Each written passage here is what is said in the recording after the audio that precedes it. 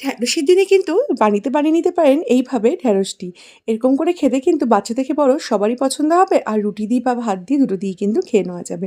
আজ বানিয়ে নেব ঢ্যাঁড়সের দো পেঁয়াজা। এর জন্য ঢ্যাঁড়সটাকে বেশ বড় বড় ছিল বলে দুভাগে কেটে নিয়েছি। অপরদিকে পেঁয়াজটাকেও দুরকমভাবে কাটবো।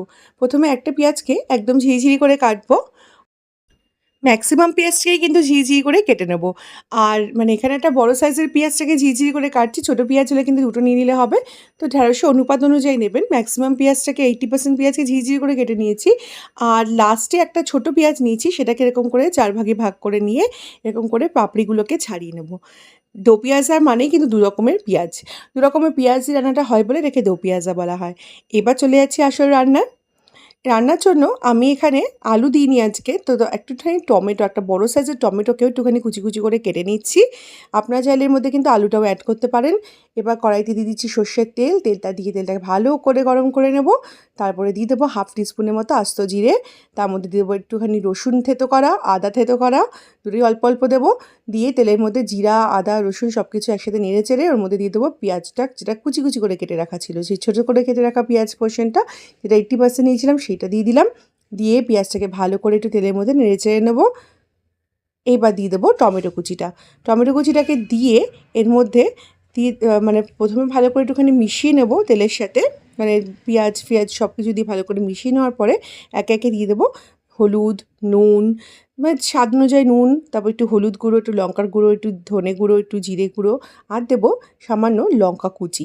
লঙ্কাটাকে এভাবে কুচিয়ে দিলে কিন্তু দো পেঁয়াজায় খেতে বেশ ভালো লাগে। তো আপনারা চাইলে লঙ্কাটাকে না কুচিয়ে দিয়ে লঙ্কাটাকে চিরেও দিতে পারেন। এর মধ্যে চাইলে একটু কাশ্মীরি লঙ্কার গুঁড়ো অ্যাড করতে পারেন, তবে দরকার পড়ে না কাশ্মীরি লঙ্কার গুঁড়ো, নর্মাল লঙ্কার গুঁড়ো দিয়েই এটা করে নিয়েছি। আর এবার ঢ্যাঁড়সগুলো যে কেটে রেখেছিলাম সেটার মধ্যে অ্যাড করে নিচ্ছি। অনেকে এই দো পেঁয়াজায় আগে থেকে ঢ্যাঁড়সটাকে ভেজে নিয়ে তারপরে করে, তো আমি সাজেস্ট করব ওইভাবে না করে মশলাটাকে ভালো করে কষিয়ে তারপর ঢ্যাঁড়সগুলোকে দিয়ে মশলার সাথে মিশিয়ে এটাকে ঢাকা দিয়ে রেখে দিন 3 থেকে 4 মিনিট লো ফ্লেমে। তাতে দেখবেন ঢ্যাঁড়সটা অনেকটা মজে গেছে। আর ঢ্যাঁড়স ভাজার পর অত্যাধিক নরম হয়ে যায়, তারপরে যখন আপনারা এরকম করে দো পেঁয়াজের মতো এটাকে কষাতে যাবেন, ঢ্যাঁড়সটা খুব লদলদে হয়, পুরো মেখে ঝেঁকে একাকার হয়ে যায়, সেটা কিন্তু হবে না এইভাবে যদি করেন। তারপরে কাঁচা আরেকটা যে পেঁয়াজ ছিল সেটা দিয়ে দিচ্ছি, দিয়ে একটু সামান্য হাফ টিস্পুনের মতো চিনি দিয়ে এবার এটাকে ভালো করে আরও হাই ফ্লেমে 1 থেকে 2 মিনিট একটুখানি স্টির ফ্রাই করব। তারপরে লাস্টে নামাবার আগে দিয়ে দেবো ধনেপাতা কুচি।